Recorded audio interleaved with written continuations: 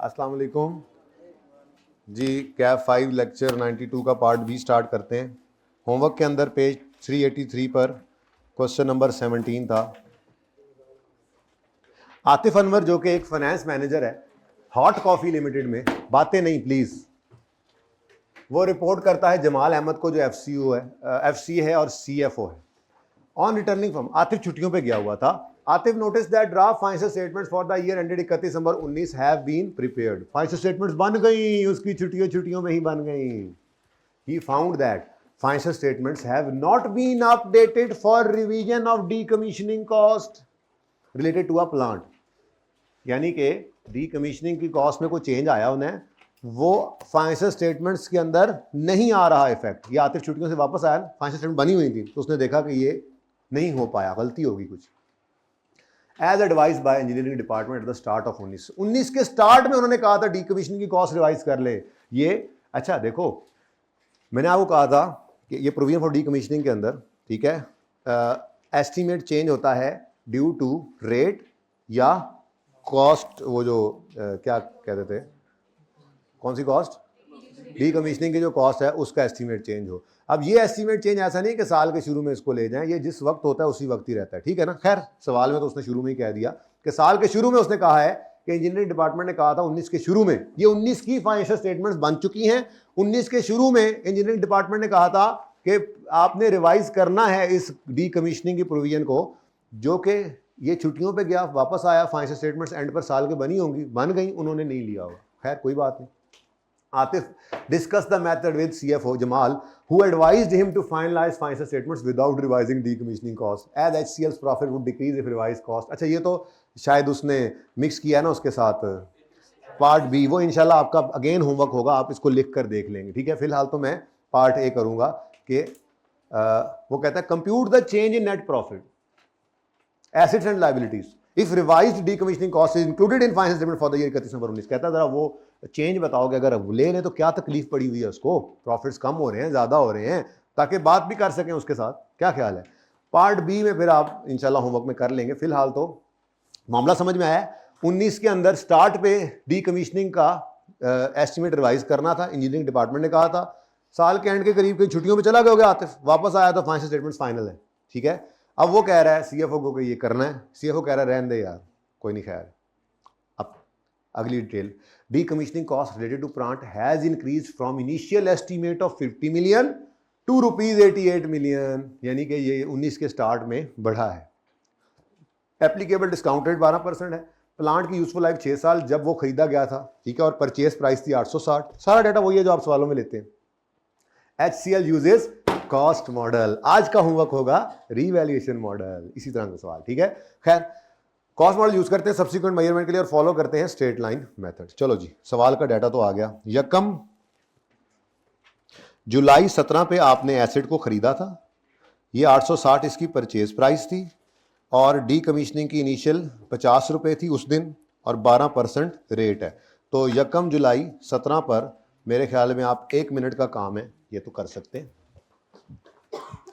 Working one date, कितने बच्चों ने ये अटेम्प्ट किया था होमवर्क में? इतने कम क्यों कर रहे हैं काम? इसीलिए मैं ये पार्ट बी और पार्ट सीज कर रहा हूं। मुझे पता नहीं है आप लोगों का, अपने दानिया का पता होता।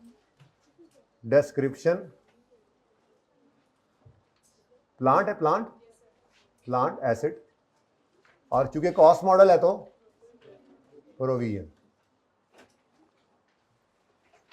यकम जुलाई 2000 कब 17 पे खरीदा था। 800 कितनी कॉस्ट है इसकी? 860 इसकी कॉस्ट है, लेकिन 50 रुपए प्रोविजन फॉर डीकमीशनिंग भी है। तो 50 इंटू 1 पॉइंट, कितने साल बाद डीकमीशन करना है इसको? लाइफ को तो मैंने हाईलाइट ही नहीं किया। यूजफुल लाइफ कितनी है? तो जब वो 6 साल के एंड पे पहुंचेगा तो फिर डीकमीशनिंग भी, डिसमेंटलिंग भी करनी पड़ेगी। तो -6, ये -6 एंड वालों को, लेट आने वालों को ना भी नजर आए तो जी 35, अच्छा 25, हाँ ऐसे बोला करो, पहली बार समझ ना आए मुझे बस। 25.3 इसको ऐड कर लें, 25.3 आंसर 8। उसके बाद अब मुझसे उसने कहा है फर्क निकाल के दो 19 के साल में क्या पड़ा। अब एस्टीमेट चेंज कब हो रहा है?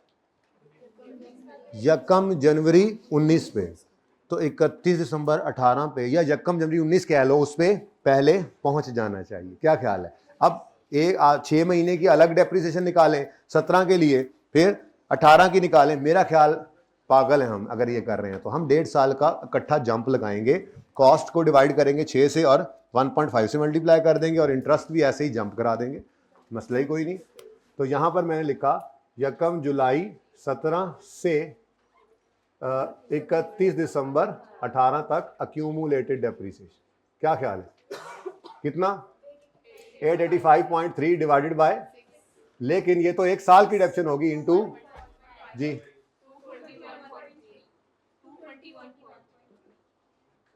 Book value 664.0। ये हमारे पास कैरिंग अमाउंट आ गई 31 दिसंबर 18 की। लेकिन यही काम प्रोविजन के साथ भी करना होता है, आपको पता है। अब प्रोविजन को भी ले आओ, अब 1.5 साल आगे जंप कराओ। पहले दिन हम 6 साल दूर थे, यकम जुलाई 17 पर हम 6 साल लाइबिलिटी से दूर थे, तो 31 दिसंबर 17 तक आधा साल, 31 दिसंबर 18 तक पूरा 1 साल, 1.5 साल करीब आए हैं अपनी लाइबिलिटी के। तो कितने दूर रह गए? तो -4 जी 30.030 कर लो, ठीक है। बैलेंसिंग कोई जरूरत है मुझे? कोई जरूरत नहीं है, मैंने कौन सा एंट्रीज करनी है, ठीक है। अब यहां पर एस्टीमेट चेंज है, ये रीवैल्यूएशन है, कॉस्ट मॉडल है, लाल वाला काम तो हो ही नहीं सकता, ठीक है भाई। ये आना जाना लगा रहता है, टाइम से आया करो, मैंने कुंडी लगा दिया करनी है अब कल से, ठीक है।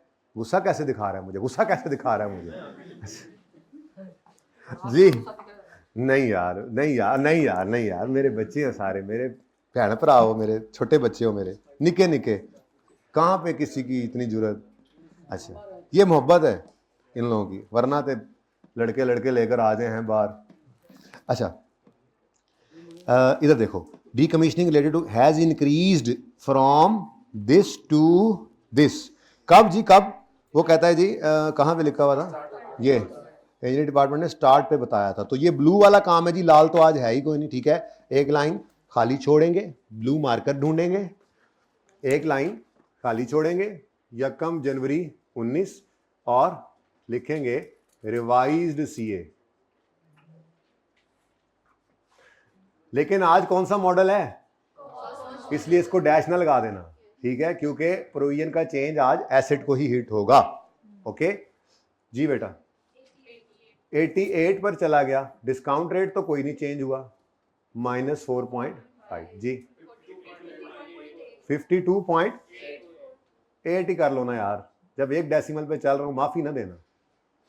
बोलो जी 22.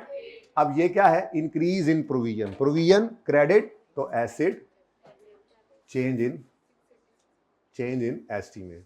ये खुशी गम नहीं लिखते हम, ये तो एसेट में ही ऐड हो जाता है। वैसे एक तरह का गम ही है, प्रोविजन का बढ़ना भी गम, यहां पर भी गम ही रिकॉर्ड हो रहा है, लेकिन ये गम आहिस्ता आहिस्ता करके इंक्रीज डेप्रिसिएशन के थ्रू, एसेट बढ़ गया तो डेप्शन बढ़ गई, depreciation is an expense. Okay जी 686.8।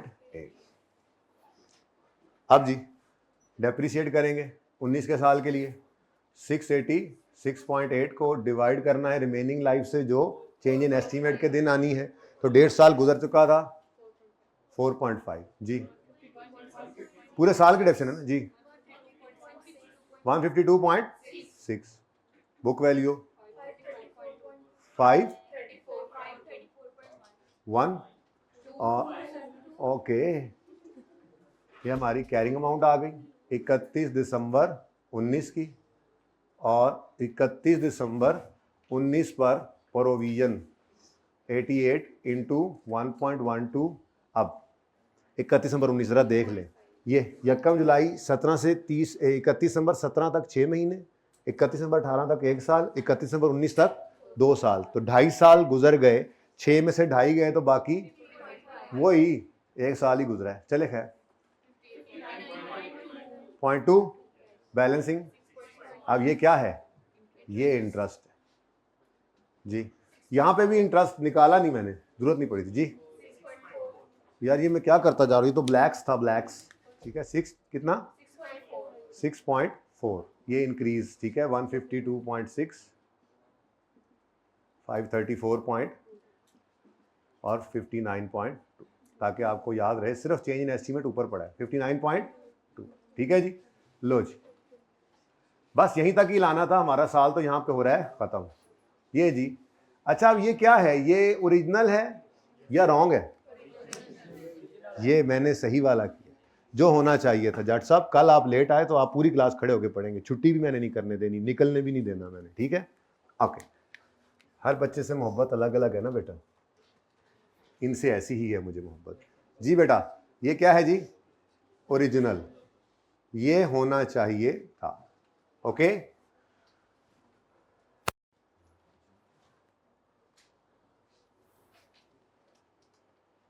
ये लेक्चर पार्ट भी चल रहा है, लेट आने वालों के लिए मैंने लिख दिया था, परेशान ना हो, लेकिन टाइम से आए, क्योंकि जो आपने मिस कर दिया ये बहुत इंपॉर्टेंट, रूटीन वाला काम इतना इंपॉर्टेंट नहीं होता जितना ये पार्ट बी और सी वाला इंपॉर्टेंट होता है। देख लो, अब पढ़ा हुआ कॉन्सेप्ट है और कैसे आ गया, करेक्शन ऑफ एरर आ गया, ठीक है।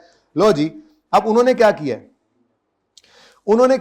उन्होंने इसको रिवाइज नहीं किया। अब अगर मैं बात करूं रॉन्ग की, रॉन्ग क्या हुआ है, मेरे ख्याल में तो यहां तक तो कोई मसला नहीं है, इस दिन से आगे उन्होंने रिवाइज नहीं किया, लेकिन ड्राफ्ट फाइनेंशियल स्टेटमेंट्स बन गई हैं, तो क्या डेप्रिशिएट भी नहीं किया होगा?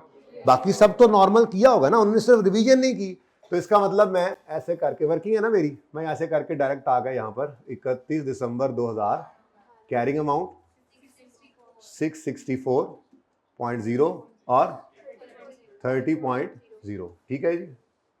ये उससे ऊपर वाला काम मुझे करने की कोई ज़रूरत नहीं पड़ी। ये लिख लो ज़रा, प्लांट और प्रोविजन, ये बात समझ आई है? क्योंकि उन्होंने रिवीजन कब नहीं की, 19 के शुरू वाले, ठीक है। उन्होंने ये ब्लू काम नहीं किया, लेकिन उन्होंने डेप्रिशिएट तो किया होगा ना एसेट को, ठीक है। ये डेप्रिसिएशन और इंटरेस्ट, डेप्रिसिएशन और इंटरेस्ट, ओके। ये इसको भी ब्लैक करना, ज़रा दूर से नज़र आए कि हमारे पास एस्टीमेट चेंज तो सिर्फ वो ब्लू है, सिर्फ वो पहले वाला काम इन्होंने नहीं किया, ओके। डेप्रिसिएशन निकाली थी हमने 686.8, पिक्चर भी लेनी है ना आपने, डिवाइड बाय 6, अल्लाह माफ़ करे, मौका मिलना चाहिए मुझे बस परेशान करने का, सताने का। अच्छा, तो ये ब्लैक काम हमने नए एस्टीमेट रिवाइज करने के बाद किया है, जो उन्होंने ये काम एस्टीमेट चेंज किए बगैर किया, ये काम किया है क्योंकि ड्राफ्ट बन चुका है, फाइनल हो चुकी है। ये कैसे हो सकता है कि एक एसेट आपने डेप्रिसिएट ही ना किया हो? तो उन्होंने पुराने वाले हिसाब से ही 19 की डेप्रिसिएशन भी चार्ज कर दी, यानी कि इन्होंने यही वाला काम किया होगा। ये 885.3 डिवाइडेड बाय ओरिजिनल वाला 6, कितना 147.6, बुक वैल्यू 516.4 या 4 बनता है इससे तो देखें तो। अच्छा, ये इनकी कैरिंग अमाउंट आ गई, इनकी जो इस वक्त नज़र आ रही है, क्या नाम है, आतिफ भाई के आने पर इनका एसेट इस पे पड़ा हुआ है, और इनकी प्रोविजन जो है वो ओरिजिनल वाला उठाएं, 50 ही है, इंटू 1.12। अब या कम जुलाई 17 से 31 दिसंबर 17, 30 जून 31 दिसंबर 18 और 31 दिसंबर 19, कितने, 2.5 साल, तो -4.5, अच्छा सॉरी जी 33 तो बैलेंसिंग क्या आ गया, ये इन्होंने क्या चार्ज किया होगा, इंटरेस्ट, ठीक है जी। ये हमसे क्या हो गया, रॉन्ग। अब उन्होंने क्या कहा, रिक्वायरमेंट की तरफ चलते हैं।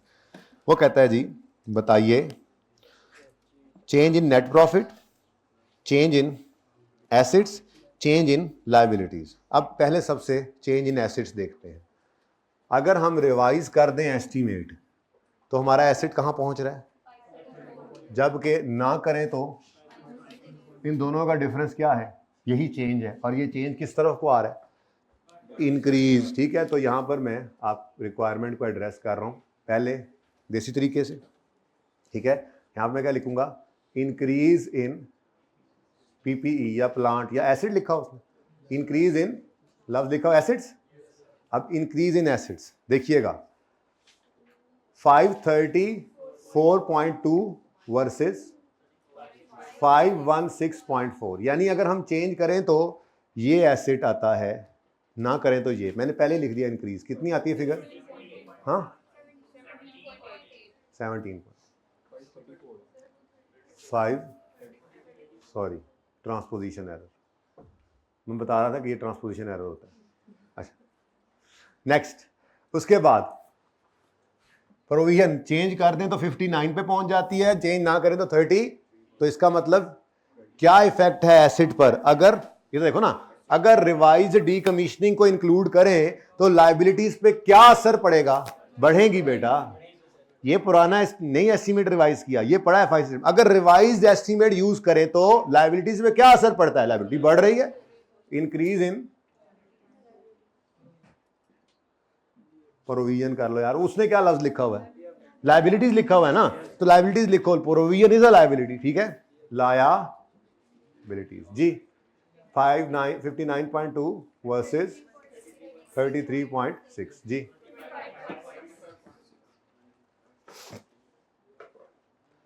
और तीसरी चीज ने क्या पूछी है?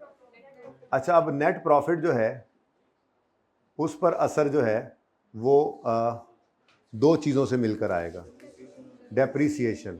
अच्छा, अब डेप्रीसिएशन को देखते हैं। अगर उन्होंने रिवाइज नहीं किया तो उन्होंने 147 की डेफिनेशन चार्ज की थी ना, अगर हम रिवाइज करते हैं तो डेप्रीसिएशन, तो मैं यहां लिख सकता हूं इंक्रीज इन डेप्रीसिएशन।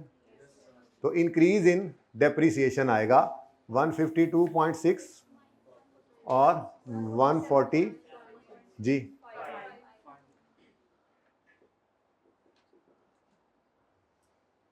जी कितना? इंक्रीज इन डेप्रीसिएशन 5 आ गया, ठीक है। और दूसरी चीज जो है इसमें वो क्या है? इंटरेस्ट। अगर रिवाइज करें तो इंटरेस्ट भी बढ़ रहा है, तो इंक्रीज इन इंटरेस्ट 6.4 वर्सेस 3.6 जी, 2.8। अब ये 2.8 और 5 से क्या हो रहा है हमारा? कितना? 7.8 से एक्सपेंसेस क्या हो रहे हैं? तो increase in overall expense, increase in expense, और एक्सपेंस के बढ़ने से डिक्रीज होता है प्रॉफिट जी। ये पार्ट ए हो गया, ठीक है, पार्ट ए। बी आपने घर पे करना है, ठीक है। अच्छा, अब इसका एक तरीका ये है, एक तरीका जर्नल एंट्रीज वाला भी है। कहते हो तो वो भी कर दूं? करवा लो, क्या होता है। ओरिजिनल एंट्री क्या है? पीपी प्रोविजन, पहली एंट्री ये करेंगे, फिर डेप्रिसिएशन, फिर इंटरेस्ट। सिंपल है, मुश्किल नहीं है। ये तो देखो ओरिजिनल एंट्रीज होना क्या चाहिए? होना 19 की, सिर्फ 19 की एंट्रीज। ये होना क्या चाहिए? Increase in provision, plant acid लिख दूं जरा, वो इजी हो जाएगा जी। एसिड डेबिट, प्रोविजन क्रेडिट, कितने से जी? 28 अच्छा, बड़ी मेहरबानी, 22.8। मुझे ना यहां से देखने के लिए यूं करना पड़ता है, प्लीज यार ध्यान से देख के बताया करें। 22 उसके बाद जी नेक्स्ट इज डेप्रीसिएशन, जो होना चाहिए वो बात कर रहे हैं। Depreciation debit, accumulated depreciation credit. चलो एसिड ही लिख देता हूं, जरा इजी हो जाएगा, रेक्टिफिकेशन के लिए जरा आसान होता है। एसिड क्रेडिट जी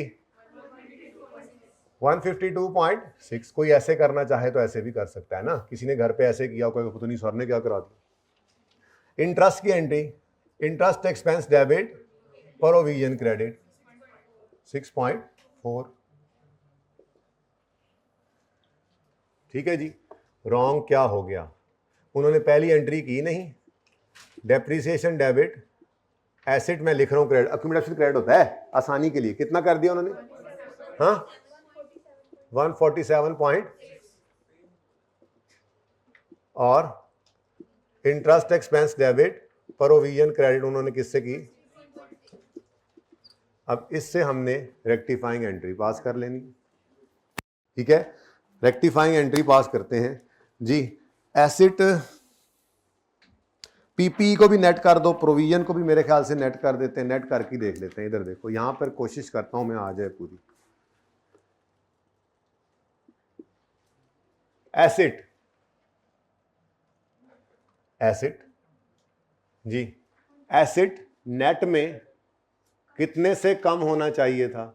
ये अब डायरेक्ट करना है, जरा नेट करें ना।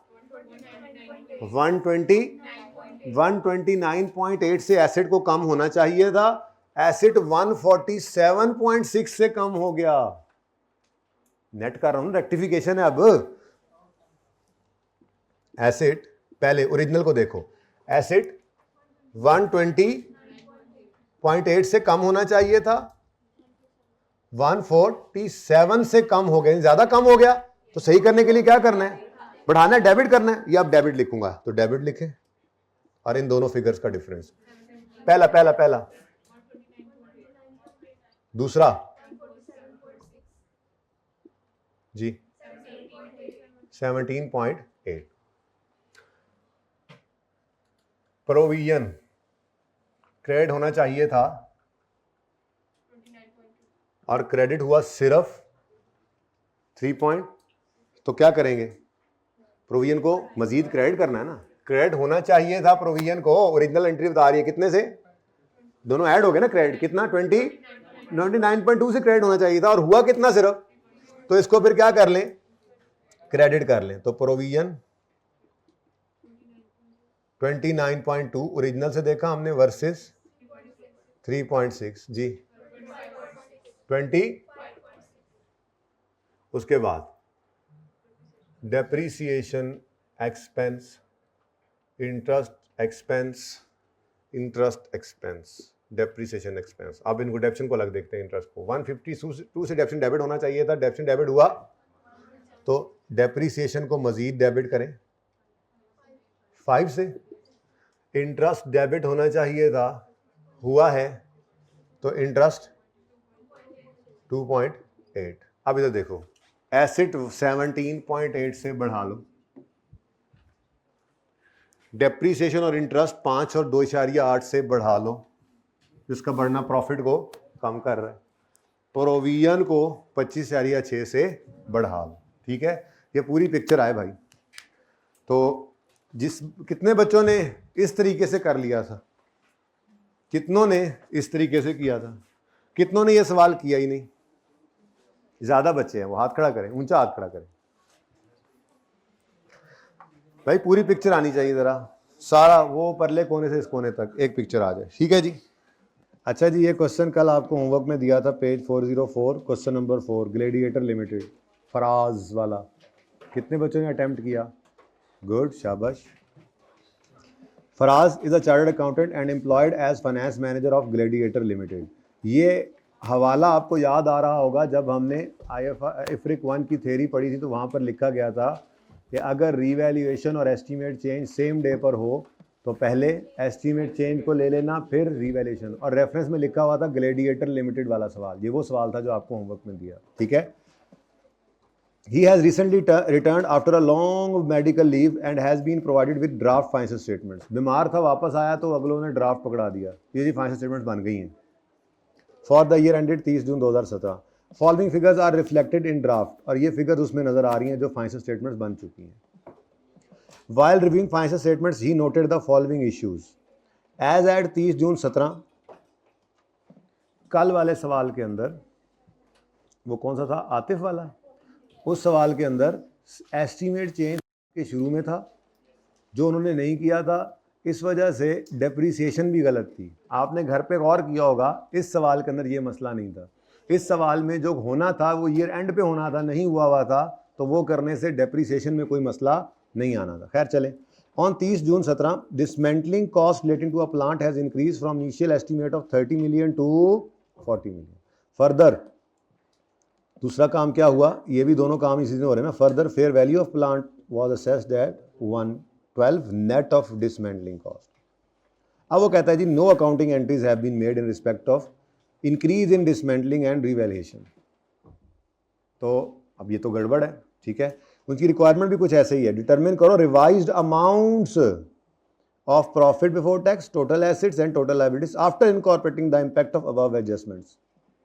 अब इस सवाल और कल वाले सवाल में रिक्वायरमेंट में फ़र्क क्या है? कल वाले सवाल में उसने कहा था कि आप इम्पैक्ट बताओ, एसेट बढ़ेंगे कम होंगे, लायबिलिटी बढ़ेंगी कम होंगी। आज उसने वो गलत फिगर्स देकर कहा है इनको सही करके बता दो, बाकी तो सवाल वैसा ही है। ठीक है, अब 30 जून की फाइनेंशियल स्टेटमेंट्स में, 30 जून 17 की फाइनेंशियल स्टेटमेंट में ये फिगर्स नजर आ रही हैं, और 30 जून 17 की फाइनेंशियल स्टेटमेंट में एक प्रोविजन फॉर डीकमीशनिंग को उसने रिवाइज करना था और रिवैल्यू करना था, जो कि नहीं किया गया, तो उस वजह से गड़बड़ तो है। अब उसको हमने करना है, वो कह रहा है इस एडजस्टमेंट को लेकर रिवाइज फिगर्स निकालो। अब प्लांट के बारे में डिटेल दे रहा है। The plant had a useful life of 5 years, मतलब जब लिया होगा, व्हेन इट वाज परचेज, आगे बताया होगा। ऑन यकम जनवरी 15, तो यकम जुलाई 15, तो 30 जून 16 और 30 जून 17 तक कितने साल पहले ये खरीदा था?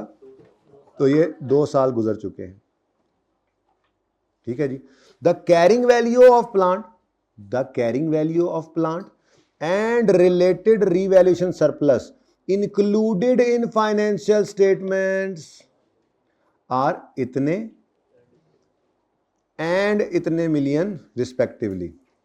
इसका मतलब शायद 30 जून 17 से पहले भी कोई रीवैल्यूएशन हुई होगी, पर हमें उससे क्या, उसने हमें 30 जून 17 की 30 जून 17 की फाइनेंशियल स्टेटमेंट्स है ना, for the year ended 30 June 17, ये ड्राफ्ट हैं जो बन चुके हैं, और वो कह रहा है कि the carrying value of plant and related revalue surplus included in financial statements. इसका मतलब ये फिगर 30 जून 17 की उसने हमें दे दी। ठीक है, जिसमें एसेट की कैरिंग वैल्यू 135,4 है, और ये क्या है जी, रीवैल्यूएशन सरप्लस पड़ा हुआ। अच्छा, अब एसेट जो है वो मेरे बच्चों यहीं पे ना कर दें, वहां पे कर लेते हैं। ठीक है, एसिड चलते चलते चलते 135,4 पे पहुंच चुका है। डेट, डिस्क्रिप्शन, ये जो वर्किंग होती थी हमारी, तो डेट, डिस्क्रिप्शन,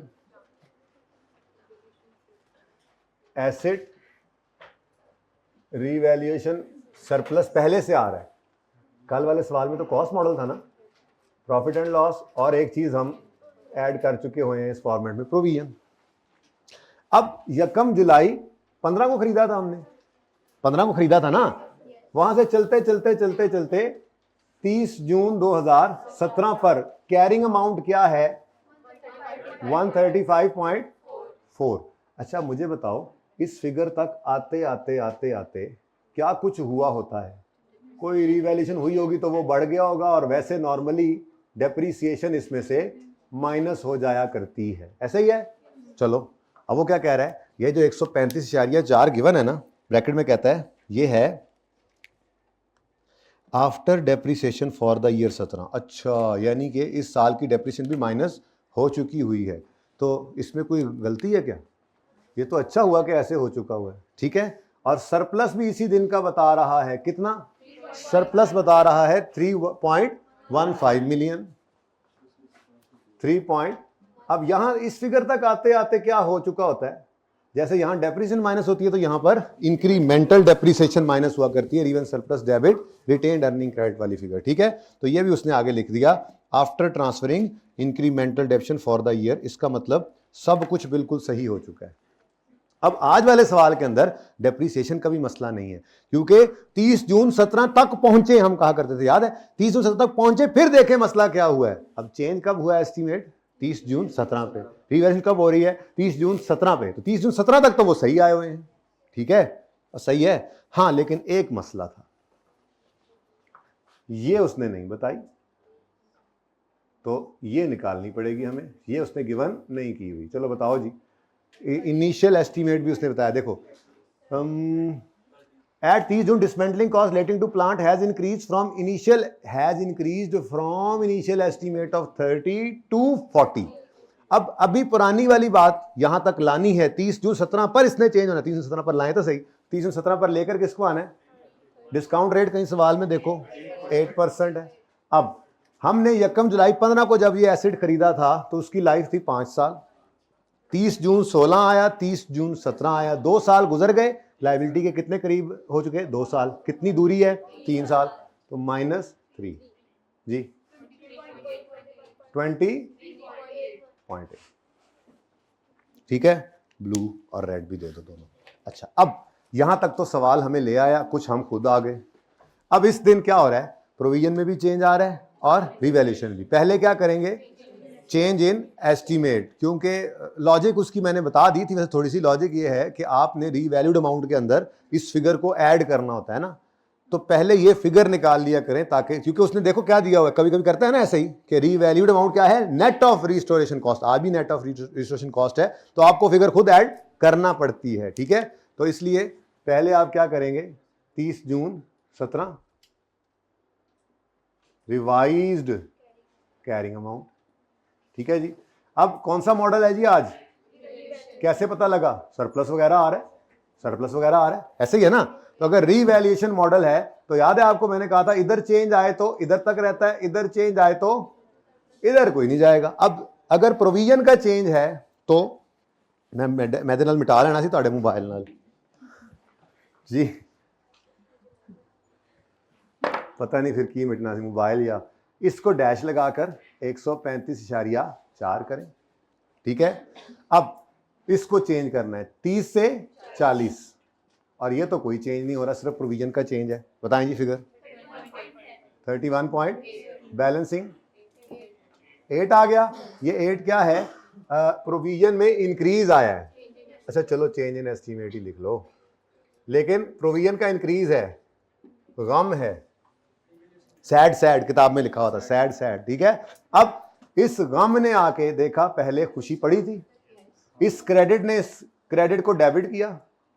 ये जो इंक्रीज इन प्रोविजन है ना, ये दुख की बात, खत्म कहानी। और 4.85 का लॉस जो है वो पीएनएल के अंदर चला है, ठीक है जी। लो जी, ज्यादा राशि नहीं लग गया, समझ आ रही है। अच्छा, उसके बाद अगला काम क्या है, इसी दिन रीवैल्यूएशन हो रही है। अब अगर रीवैल्यूएशन है तो 30 जून 17 पर एक लाइन खाली छोड़कर रीवैल्यूड अमाउंट लिखेंगे। अब रीवैल्यूड अमाउंट उसने बताई है नेट ऑफ रिस्टोरेशन कॉस्ट, कितने में, fair value is 112, net of restoration dismantling cost कितनी जी, 112। अब अगली बात, अगर एस्टीमेट चेंज है, ये रीवैल्यूएशन है, तो चेंज एसेट में आएगा। फौरी तौर पे हम ये काम कर लिया करते थे कि इधर इस चेंज ने हिट आकर नहीं करना, तो यही प्रोविजन है जिसको हमने यहाँ पे, तो इसीलिए मैंने कहा पहले आप क्या कर लिया करें, प्रोविजन चेंज कर लिया करें, एस्टीमेट चेंज को पहले ले लिया करें, क्योंकि ये फिगर हमें अक्सर ऐड करनी पड़ जाती, ठीक है। चले, अब कितना बन गया, 0.8 सरप्लस आ गया जी, 8.4 का रीवैल्यूएशन सरप्लस, यहां पर ये बैलेंस चलो उधर लिखा हुआ है जी, 8.4 आ गया।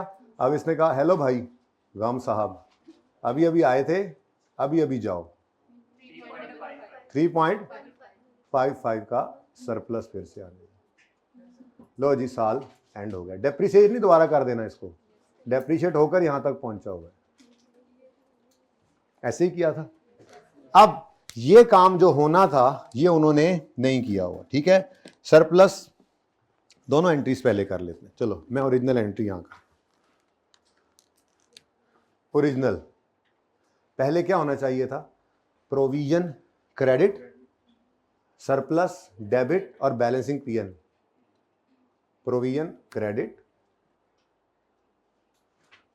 रीवैल्यूएशन सरप्लस डेबिट हुआ है, पीएनएल में बाकी हमने बैलेंस डेबिट किया है, और प्रोविजन क्या हुई थी, ये पहली ब्लू एंट्री 8 से प्रोविजन क्रेडिट, सरप्लस जो पड़ा था वो खाया गया, और बाकी 4.85, साथ ही रीवैल्यूएशन हुई। अब ये रीवैल्यूएशन क्या हो रही है, एसेट डेबिट कितने से, 8.4 से, पीएनएल क्रेडिट मैंने पहले लिख दिया, माजरत, चलो रीवैल्यूएशन सरप्लस, लेकिन ये रियल सरप्लस कहाँ जाता है, इन ओसीआई, ये क्रेडिट, ये बैलेंसिंग फिगर होनी है, और पीएनएल क्रेडिट जो पड़ा था, ठीक है, ये बैलेंसिंग है यहाँ, ओके। अब ये होना था, और क्या हुआ है, ये हुआ ही नहीं, ये तो सबसे आसान काम होता है ना। चलो, तो जी जो होना था वो नहीं हुआ, तो हम फिर वही काम कर लेते हैं। अब उसने क्या कहा था, रिक्वायरमेंट क्या थी, रेक्टिफाइंग एंट्रीज करनी हो तो बेशक कर लेना, मेरा तो कोई दिल नहीं कर रहा, ठीक है, अगर करना चाहो तो बेशक कर लेना, डायरेक्ट ही कर लेते हैं, ठीक है। उसने हमें फिगर्स दी हैं अनएडजस्टेड, कौन कौन सी, लफ्ज क्या लिखा वहां पे, profit before tax, total assets, total है, profit before tax, total assets और टोटल लायबिलिटीज। जी अब ये गलत वाली फिगर्स, ये एडिशनल काम था कि फिगर्स दी गई थी, कल वाले सवाल में उसने सिर्फ इंपैक्ट मांगा था, गलत फिगर्स 125 925। अब एसेट, लायबिलिटी और प्रॉफिट, ये तो उनमें से कहीं भी नहीं आता, मैं रेड से कहूँ ज़रा दूर से नज़र आए, ठीक है, ये तो कहीं नहीं गया।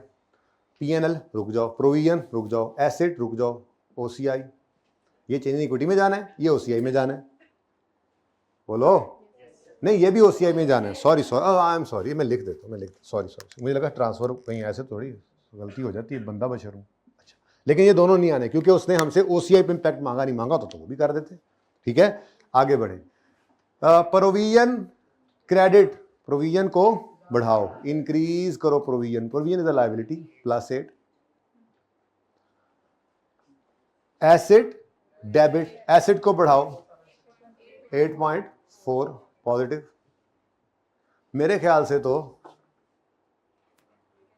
ये तो कैंसिल हो रहा है, और अगर ज़बरदस्ती करना है तो ज़बरदस्ती ये कर सकते हैं आप कि आप कहें जी P&L डेबिट मतलब एक्सपेंस बढ़ने से प्रॉफिट होगा कम और फिर 0, ऐसे भी कर सकते हैं, और यहाँ पे लिख दें एडजस्टमेंट का जो भी नंबर, ठीक है जी। तो ये आपकी एडजस्टमेंट हो गई, ये आपकी एडजस्टेड फिगर्स आ गई 125, ठीक है जी।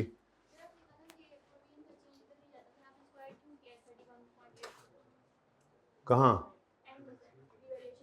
बेटा, प्रोविजन का चेंज इधर ऐड नहीं होता, ये प्रोविजन फॉर डीकमीशनिंग तो एसेट में ऐड होती थी ना, तो ये figure net of restoration cost है ना, तो रिस्टोरेशन कॉस्ट को जैसे स्टार्ट के अंदर कॉस्ट प्लस प्रोविजन की प्रेजेंट वैल्यू करते हैं, ऐसे ही इस दिन वाली रीवैल्यूड अमाउंट में प्रोविजन फॉर डीकमीशनिंग नहीं पड़ी तो उसको ऐड किया। ये चेंज इन प्रोविजन तो ये 8 है, ये तो आपने एसेट में प्रोविजन को जो डीकमीशनिंग डिसमेंटलिंग को जो ऐड करते हैं, जो पहले दिन किया था, जिसकी एंट्री होती है एसेट डेबिट, कैश क्रेडिट और कुछ प्रोविजन क्रेडिट, तो वो जो एसेट के अंदर डेबिट हुई पड़ी होती है प्रोविजन। पहला सवाल देखो ना जाके, नहीं अगर कॉस्ट मॉडल होता तो ये 8 सारा यहीं पे आ जाता, दरमियान वाले 2 होते ही ना, कल किया तो था।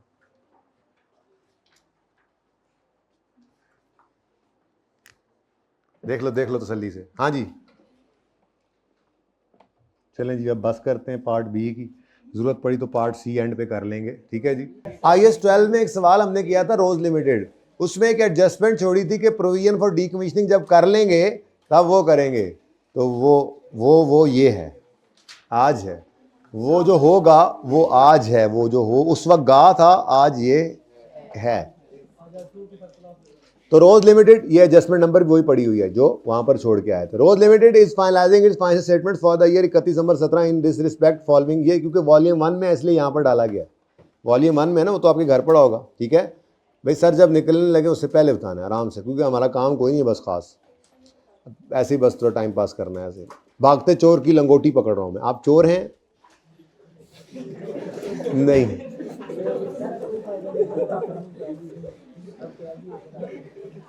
आई एम सॉरी अच्छा RL इज, तो आप चोर ही तो हैं, आप लोगों को अमानत के तौर पे अम्मा अब्बा ने जो वक्त दे के भेजा हुआ है, जब आप उसमें चोरी करते हैं, जब आप मोबाइल देखते हैं, व्हाट्सएप यूट्यूब फेसबुक देखते हैं, उस वक्त आप चोरी तो कर रहे हैं, ख़यानत ही तो कर रहे हैं, जो माल उन्होंने आप पे लगाया है वो जो आप पढ़ाई के अलावा किसी भी और चीज़ पे लगाते हैं तो चोरी तो कर रहे हैं, ख़यानत ही तो कर रहे हैं। आप कहते हैं हुक्मरान ख़यानत करते हैं, हम सब ख़यानत करते हैं, आप सब ख़यानत करते हैं, ये जो आपको जो अमानत दे के दी गई है, भेजा गया घर से, इस अमानत में ख़यानत है, कर लो। Rose limited is finalising its financial statements, अब देखो ना ये वक्त आपके पास अमानत है, करनी है ख़यानत, नहीं करनी, गुनाह मिलेगा। Rose limited is finalising its financial statement for the year ended 31 December 17 in this respect following information has been इकट्ठी की गई, detail of fixed assets on 1 January 17, हमारा ईयर एंड है 31 दिसंबर 17। RL एक्वायर्ड अ पौधा at a cost of 250 million. It has been debt on straight line over 6 years. RL is also obliged to incur decommissioning cost of 50 at the end of useful life. Applicable discount rate is 8%. ये सारी बातें, ये बाद में पढ़ते हैं, ये सारी बातें उसे पता नहीं थी तो हमने आगे गोली गोली करा के काम चला लिया था, छोड़ो इस एडजस्टमेंट को देखेंगे, ये है वो है। आप तो नहीं ना कर सकते ये काम, ठीक है। तो अब वो गोली वापस आ गई, जो चक्कर मैंने आपको दिए थे वो चक्कर अब मुझे वापस आ रहे हैं, ऐसे ही होगा। तो पहले कर लेते हैं यार वर्किंग, ठीक है, जो वर्किंग अब आपको आती है, काफ़ी मास्टर हो चुके हैं आप इसके। डेट, डिस्क्रिप्शन, बहुत आसान काम। एसेट, अगर सर 5 मिनट तक गए तो ये सवाल हो चुका है। प्रोविजन, सवाल में उसने कहीं लिखा है कि रिवैल्यूएशन मॉडल है, ये तो उल्टा कॉस्ट मॉडल है, ये तो आसान वाला होता था जी। किस दिन एसेट खरीदा इन्होंने? 1 जनवरी साल के पहले दिन, ठीक है। इसकी कॉस्ट है 250 और डीकमीशनिंग की प्रोविजन निकालनी पड़ेगी आपको, क्योंकि ये 50 क्या है? Future value. Oblige to incur 50 million at the end of life, ठीक है। तो इस पे 1.08 माइनस कितनी लाइफ है जी? 6, तो -6 करो, 31.5 इधर जाके ऐड कर दो। एसिड 281.5। अच्छा नेक्स्ट, बिस्ती होगी, ये वॉल्यूम 1 में है। अच्छा इसका सोल्यूशन यहाँ होगा ना यार? हाँ वैसे मजाक कर रहा हूँ। अच्छा जी, नहीं बेटा कोई बात नहीं, कैलकुलेशन नहीं भी कर रहे तो समझ तो रहे हैं। 31 दिसंबर 17 डेप्रीसिएशन करनी है जी। यूँ करते थे हम, 281.5 डिवाइडेड बाय 6 कितनी आती है? 46.9 डेप्रीसिएशन आ गई। बुक वैल्यू कैरिंग अमाउंट कितनी? 230। अब लिख लो 31 दिसंबर 17, यही है वो दिन जिसके हैं आप जिन। तो 31 दिसंबर 17 पर अब आपको प्रोविजन भी निकालनी पड़ेगी। तो प्रोविजन जो है वो 50 की ही अभी तक है, 1.08 है, लेकिन 1 साल करीब आ गए आप इसके जी। 34, पता नहीं क्यों 34.0 जी। 3.5 का इंटरेस्ट आ गया, 2.5 का इंटरेस्ट आ गया। ये इंटरेस्ट है, ज़रा जगह तंग है लेकिन इंटरेस्ट, ठीक है जी। कुछ शर्म करो, मैंने देख लिया है, शर्म कर लो कुछ। हाँ कुछ तो शर्म करो यार। अच्छा जी, जी हाँ, असल में इत्तेफाक से उस वक्त मैंने यूँ देखा है तो उस वक्त ऐसे से मोबाइल किया हुआ, तब क्या कर सकते हैं। अभी जुर्माना पड़ गया इसको, क्लास के बाद आओ ना ज़रा। अच्छा जी, नहीं नहीं एवं ही आ जाए, बस बिस्ती करनी है। अच्छा जी, अब करंट टैक्स में हम क्या करते हैं? जो अकाउंटिंग हमने किया वो उल्टा देते हैं, ये बोलो, ठीक है। और डेफर टैक्स के अंदर हम सबसे पहले, हम यही लीज में मसला आया था तो हमने ये तरतीब रखी थी, करंट टैक्स में पहले अकाउंटिंग को उल्टाते हैं और डेफर टैक्स की वर्किंग में पहले हम वो लिख लेते हैं जो हमारे हिसाब से एसेट है, और कैरिंग अमाउंट टैक्स बेस लिख लेते हैं, ठीक है। कैरिंग अमाउंट बल्कि पहले लिखते हैं, ठीक है। तो पीबीटी, अच्छा अब हमने अकाउंटेंट्स ने 46.9 की डेप्रीसिएशन रिकॉर्ड की हुई है, लेस की हुई है, ऐड करो। अकाउंटिंग डेप्रीसिएशन 2000 कौन सा साल है जी? जी कौन सा साल है? 2024, 2017-24 और जी बेटा कितनी? 46.9, ठीक है। और साथ ही हमने interest expense debit provision credit भी किया होता है, इसको भी ऐड बैक कराएंगे, यानी कि हमने अकाउंटिंग को उल्टा देना है बस। इंटरेस्ट एक्सपेंस डेबिट, पता नहीं है वो क्या कहते हैं, वो तो मैंने भी पढ़ा ही नहीं। 2.5, ठीक है जी। नेक्स्ट, उसके बाद डेफर टैक्स की बारी आती है। तो defer tax liability slash asset वाली जो वर्किंग है, एज ऑन वाली जो होती है, उस एज ऑन वाली वर्किंग में कैरिंग अमाउंट और टैक्स बेस और डिफरेंस आता है, ऐसे ही है। तो कैरिंग अमाउंट पहले हम लिख लेते हैं। कैरिंग अमाउंट क्या होगी जी? 31 दिसंबर 17 पे खड़े होकर हमारा एसिड नज़र आ रहा है, पीपीई नज़र आ रहा है 234.6 पर, और हमारे पास प्रोविजन भी नज़र आ रही है 34.0 पर।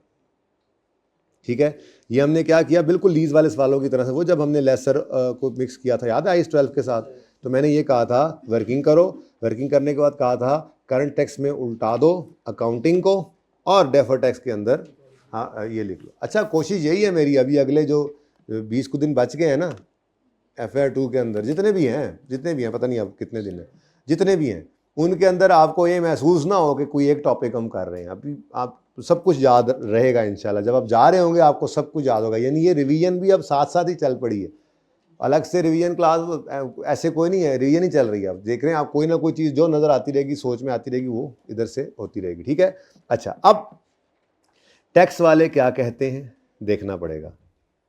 The dismantling cost will be allowed for tax purposes when, ओ 18, 19, 20, 21, ये 22 बनता है।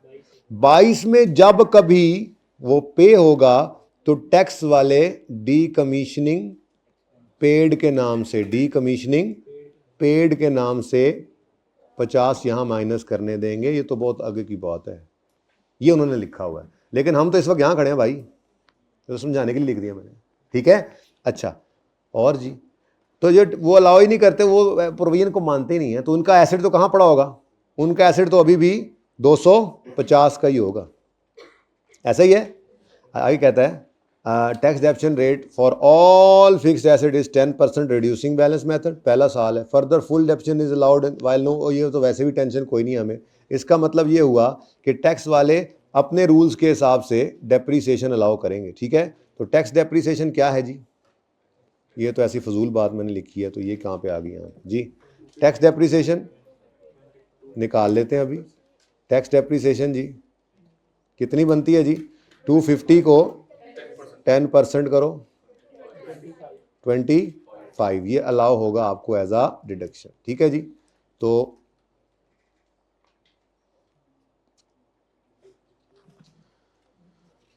यहां से आपका निकल आएगा करंट टैक्स।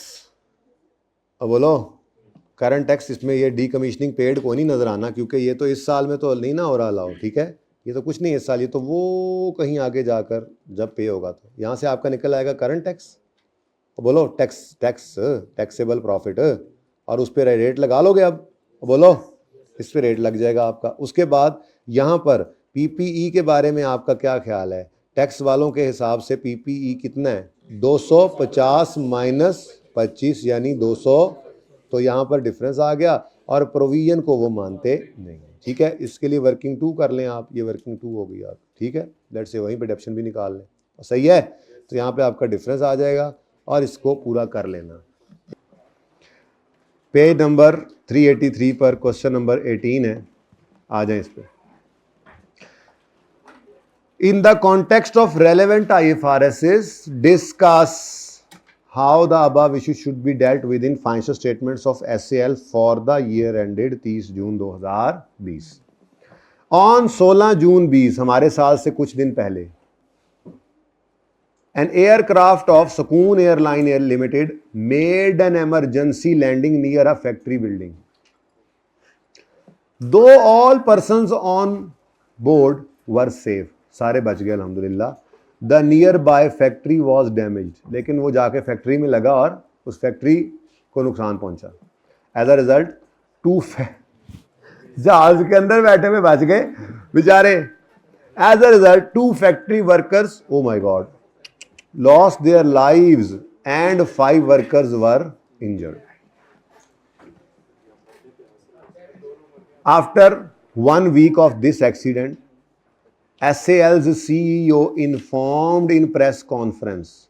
प्रेस कॉन्फ्रेंस का तो पता है ना क्या होती है, प्रेस कॉन्फ्रेंस जो है वो पब्लिक स्टेटमेंट है। ठीक है, तो CEO ने आके प्रेस कॉन्फ्रेंस में इन्फॉर्म कर दिया है क्या, दैट SAL विल पे 1.5 million each loss of life and 1 million for each injured worker. तो भाई ये क्या है, ये क्या है, कंस्ट्रक्टिव ऑब्लिगेशन। ठीक है, ये कंस्ट्रक्टिव ऑब्लिगेशन बन गई क्योंकि उसने आकर इन्फॉर्म कर दिया है, तो इसकी तो प्रोविजन आप बना लें, ठीक है। उन्होंने पब्लिक स्टेटमेंट दे दी है, तो एक्सपेंस डेबिट, प्रोविजन क्रेडिट। कितने से ये कर लें जी, 1.5 2 फौत शुदगान को और 1 × 5 जख्मियों को, तो ये ना, ठीक है जी। अब साथ साथ हम, चूँकि अब आपने अगर हिम्मत करनी है तो घर पे लिख लेना 5 मिनट निकाल के, नहीं भी तो मैं तो बोल दूँ ना कम से कम कि आपने लिखना कैसे है। वैसे अच्छा तो यही है कि अब ये सवाल जब डिस्कस सारा हो गया तो 2-4 मिनट लगा के किसी वक्त बीच के दरमियान में कोई 10 मिनट 15 मिनट ब्रेक मिलती है आपको अगली क्लास से पहले, उस वक्त भी कर सकते हैं। ऐसा काम बस कर लिया करें थोड़ा सा, ठीक है, ज़्यादा नहीं। पेज नंबर 344 लें जी। अब देखें जी, यहाँ पर after 1 week of this accident है, यानी कि अभी भी 2020 30 जून 2020 से पीछे की बात है, तो IS 10 को घुसाने की ज़रूरत नहीं है इसमें। IS 10 तब तक नहीं घुसेगा जब तक 30 जून 20 के बाद की कोई डेट नहीं आ जाती। तो खाम नहीं हर जगह फिट कर देना इसको। ये जो कंस्ट्रक्टिव ऑब्लिगेशन वाली बात है इसमें IS 10 फिट नहीं करना, ये सिंपल है। यहाँ पर ये कंस्ट्रक्टिव ऑब्लिगेशन बन गई है, ठीक है। तो हम यूँ लिखेंगे कि there is a constructive obligation as CEO informed in press conference that SAL will pay for injured and died workers, therefore a provision of rupees 8 million will be recorded in financial statements for the year 30 जून 2000। और जहाँ पे वो provision of 8 million लिखा हो उसके आगे ये वाली ब्रैकेट आप इस तरह से, a provision of 8 million will be recorded in financial statements for the year 31 दिसंबर। तो आपने क्या बताया, कंस्ट्रक्टिव ऑब्लिगेशन, ठीक है जी। कैसे आप यूँ भी लिख सकते हैं कि a provision of 8 million will be recorded in financial statement for the year 30 जून 2020। 8 के आगे ये लिख लेना, ये आप खुद से लिख लेना, ठीक है ना। कैलकुलेशन 8 की कहीं पे नहीं थी, ये करके बता दिया करो, बोल जब लिखते हुए ही ब्रैकेट में ये वर्किंग कर दिया करो, ठीक है। तो आप provision of rupees 8 million will be recorded in financial statements for the year 30 June 2020 as CEO's press conference has made a constructive obligation of SAL for payment of this provision, ठीक है जी। इसकी बात हो गई। अब आगे सवाल शुरू होता है असल। ये असल नहीं था, ये नकल था। क्या कहता है जी, ऑन 8 जुलाई, अब यहां पर आप ले आएंगे अपना IS 10 अगर जरूरत पड़ी तो, ठीक है। क्या हुआ 8 जुलाई को, on 8 July the factory owner filed a claim of 25 million for factory damages. अगले ने 25 मिलियन मुंह खोलकर मांग लिया, मेरी फैक्ट्री को नुकसान पहुंचा है, ये जहाज मेरी फैक्ट्री में आकर लगा और मेरी फैक्ट्री को 25 मिलियन का नुकसान पहुंचा है, उसने 25 मिलियन मांग लिया। The case is still pending. अच्छा, अब SAL लीगल एडवाइजर क्या कह रहा है, that there is 70% probability that amount of damages would be 20 and 30% probability that amount would be. अब हम पढ़ चुके हैं बुजदार भाई वाली एग्जाम्पल के बाद, बड़े रिलैक्स हो गए हैं कि जब भी कभी परसेंटेजेस रुपीस के साथ लग जाएं तो ये नहीं, मतलब ये रिलायबल एस्टीमेट के लिए है। वो तो फिर बाद में 2 मेथड्स है ना, एक्सपेक्टेड वैल्यू या मोस्ट लाइकली, लेकिन पे करना पड़ेगा या नहीं इसकी प्रोबेबिलिटी क्या है। वो कह रहा है SAL legal adviser of the view that there is that amount of damages would be, यानी पे तो करना पड़ेगा। आगे क्या कह रहे हैं, अच्छा ये हमेशा आप याद रखना, जब ये वाली परसेंटेज आती है ना जो रुपीस के साथ लगी होती है इस तरह से 2-3 करके, तो 100 पूरा करता है वो, 70 और 30 इज इक्वल टू 100, ठीक है ना। तो इसके अंदर आपको बताया था जी 2 मेथड्स हैं हमारे पास, ठीक है। पहली बात मोस्ट लाइकली क्या है, 20 मिलियन पे करना पड़ेगा, ठीक है जी। और एक्सपेक्टेड वैल्यू मेथड क्या है कि 20 इंटू 70% प्लस 15 इंटू 30%, ठीक है जी। तो इसका आंसर क्या आता है, अटेम्प्ट का तो आपको पता ही है, प्लस 15 इंटू 30% कितना बन गया, 18.5 मिलियन। लेकिन हम कौन सा पसंद करते हैं, तो अब मुझसे आके कोई ये ना पूछे कि ये 15 कहाँ गया, ये 15 गया, भाड़ में गया हमारी तरफ से, ठीक है। अब हमारे लिए 20 मिलियन एक रिलायबल एस्टीमेट है। अब मांगने वाले ने कितना मांगा, क्लेम तो 25 का है, जिसमें से 20 मिलियन के बारे में आपका हाई चांस है कि पे करना पड़ेगा, तो इसकी आपने क्या करनी है जी, प्रोविज़न बना लेनी है। और बाकी का 5 मिलियन जो है उसके बारे में कोई पॉसिबिलिटी तो है ना, तो आप क्या करोगे, इसके लिए एक डिस्क्लोज कर दोगे कंटिंजेंट लायबिलिटी। इसको लिखना कैसे आपको सिखाया हुआ है, ठीक है। अच्छा चलो, अब इसमें चूंकि 8 जुलाई और ईयर एंड के बाद वाली डेट आ गई है, तो अब IAS 10 वाली लाइन डालोगे, ठीक है। आप कहोगे the filed a claim, the court case after the year and provides an evidence of a condition that existed at the balance sheet date, therefore it is reporting date, therefore it is an adjusting event, ठीक है। ये लिखने के बाद फिर आप आ जाएंगे अपने इस प्यारे सफ़े पे, और ये आप कैज एट 30 जून 2020 आई थिंक था, है ना। The company should record a provision of ₹20 million as there is a present obligation due to past event, which in this case is damage of factory कह लें या crash landing of aircraft कह लें, एक ही बात है, ठीक है।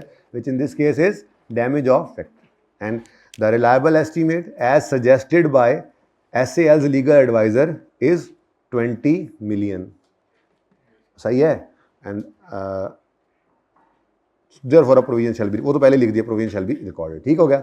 और इन रिस्पेक्ट ऑफ 5 मिलियन, इसके बारे में ये अगली लाइन लिखेंगे, for an amount of 5 million it is possible that an outflow will be required, therefore a contingent liability will be disclose giving brief nature of events and estimate of financial effect, ठीक है जी। यहाँ तक तो आप लिख दें, मसला क्या है, क्या नहीं लिखो, क्या लिखता है फिर, मतलब वो प्रोविजन बनवाता है, तो भाई ये कैसे कह लें कि ये रिमोट है, ये कोर्ट, ये किसके हाथ में है, ये हमारा लीगल एडवाइज़र कौन है, जज है, तो जज ने फैसला करना है ना।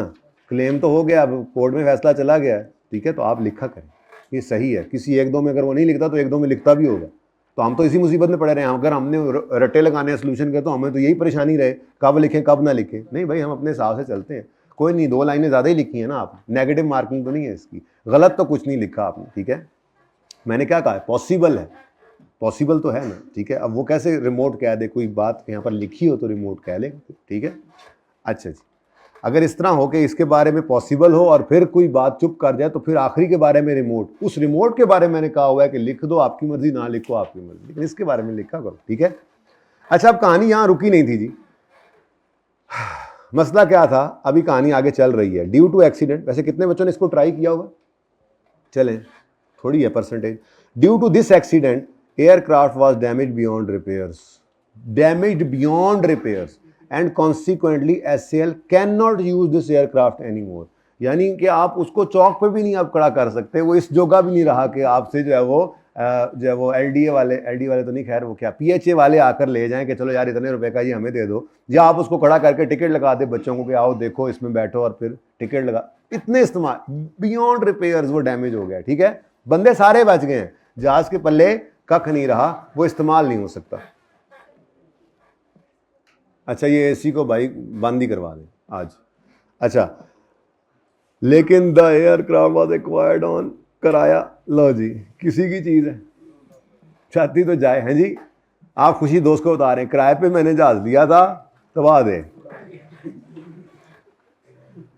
The aircraft was acquired on lease on a monthly rental of, अच्छा लिया भी किसी बार का, $0.5 million फॉर 10 months, एक्सपायरिंग कौन, 31 अक्टूबर 2020। थोड़ा सा मुझे अब डर सा लग रहा है, कुछ होने वाला है, मुझे लग रहा है। हो क्या रहा है जी, हमारा साल तो है ये जुलाई, अगस्त, सितंबर, अक्टूबर, नवंबर, दिसंबर, जनवरी, फरवरी, मार्च, अप्रैल, मई और जून।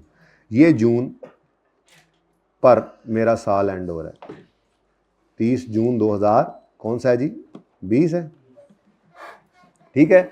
और ये जो कॉन्ट्रैक्ट ये कब एक्सपायर हो रहा है जाके, जुलाई, अगस्त, सितंबर, अक्टूबर, यहां पे जाकर ये एक्सपायर हो रहा है। अच्छा जी, ये 10 महीनों का कॉन्ट्रैक्ट है, तो इसका मतलब ये कोई इधर से शुरू हुआ है काम, जनवरी, फरवरी, मार्च, अप्रैल, मई, जून, जुलाई, अगस्त, सितंबर, अक्टूबर, 10 महीने के लिए हमने किराए पे लिया था। तो हमारा ये कॉन्ट्रैक्ट एक्सपायर कब हो रहा है जी? 31 अक्टूबर पे जाके। और हादसा कब हो गया? जून के अंदर हादसा हो गया। और जून का किराया तो दे ही दिया होगा ना, वो तो कहानी चल रही है, 16-17 जून को ये मामला हुआ है, ठीक है। अब मसला क्या रह गया है? मसला क्या रह गया? जुलाई, अगस्त, सितंबर। अब अगर खुदा ना खास्ता ये कॉन्ट्रैक्ट जो है, कॉन्ट्रैक्ट तो वैसे ही बाइंडिंग होता है, ये कॉन्ट्रैक्ट नुकसानदेह भी हो चुका है। अब ये बात कहां चली गई? ऑनरस की तरफ, क्योंकि आपने किराया तो अगले लीज, याद करो नॉन कैंसलेबल लीज की एग्जांपल बताई थी। अगर आप इससे फायदा तो इनफ्लो तो होना कोई नहीं है, लेकिन अगर आप इसको कैंसिल नहीं कर सकते तो अगले 4 महीने तक आपको किराया देना पड़ेगा। क्या ख्याल है? और वो आगे क्या कहता है?